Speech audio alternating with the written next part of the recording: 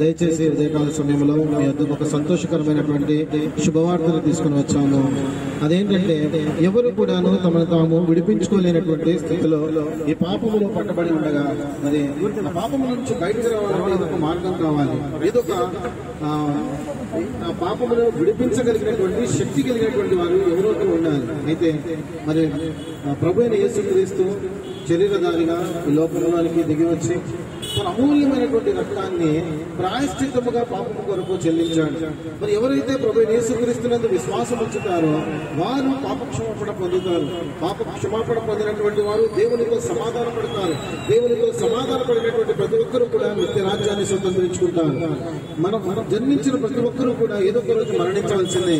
కానీ మరణం తర్వాత మనం ఎక్కడికి వెళ్తాం అన్నది ముఖ్యమైనటువంటి అంశం. మరణం తర్వాత మనం అందరం కూడా నిత్య రాజ్యానికి వెళ్తామా లేక నిత్య నరకానికి వెళ్తామా? ఒక్కసారి అవకాశం దేవుడు ఇస్తున్నా ఆలోచన చేయండి. ప్రతి ఒక్కరు కూడా మరి ప్రభువునందు విశ్వాసం ఉంచాలని, యేసుక్రీస్తునందు విశ్వాసం ఉంచడం వలన మీ పాపాలు క్షమింపబడతాయని గ్రహించమని మనం చేస్తున్నాను. ఈ లోక సంబంధమైనటువంటి ఆశీర్వాదాల కొరకు కాదు మనము జీవిస్తున్నటువంటిది. ఈ లోక సంబంధమైన శరీర సంబంధమైనటువంటివి కూడా అన్ని నశ్వరమైనటువంటివి, కొద్ది దినములు మాత్రమే ఉన్నటువంటివి. కానీ నిత్య రాజ్యము ఎల్లప్పుడూ మనమందరము కూడా జీవించేటటువంటిది.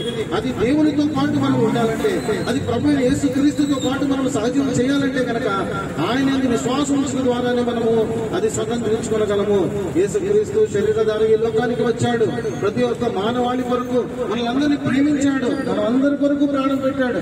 దయచేసి సత్యాన్ని గ్రహించాలని, ప్రతి ఒక్కరూ కూడా ప్రభునందు విశ్వాసం ఉంచి రక్షణ అనుభవంలోనికి రావాలని, దేవునితో సమాధానపడి నిత్య రాజ్యంలోనికి ప్రవేశించాలని మీ అందరికీ కూడా ఈ శుభవర్తమానం ఉదయకాల సమయమున తెలియజేయబడుతుంది. నమ్మి బాప్తిస్మం పొంది వాడు రక్షింపబడిన లేఖనం సెలవిస్తుంది. దయచేసి పిల్లరా, ఈ స్వార్థ మీ వద్దకు వచ్చిందంటే దేవుడు నిన్ను ఎంతగా ప్రేమిస్తున్నాడో ఒక్కసారి ఆలోచించు. ఈ ఉదయకాల సమయాన్ని నువ్వు అనుకోకుండానో తెలియకుండానో వింటున్నావు అనుకోకు.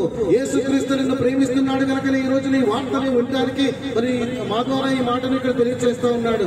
కాబట్టి దయచేసి ఆ ప్రభువు తెలియజేస్తుండగా పిలుస్తుండగా మరి అంగీకరించి లోబడి ప్రభునందు విశ్వాసం ఉంచాలని, నిత్య రాజ్యంలోనికి ప్రవేశించాలని మరి ప్రతి ఒక్కరికి కూడా విన్నవించడం జరుగుతూ ఉంది.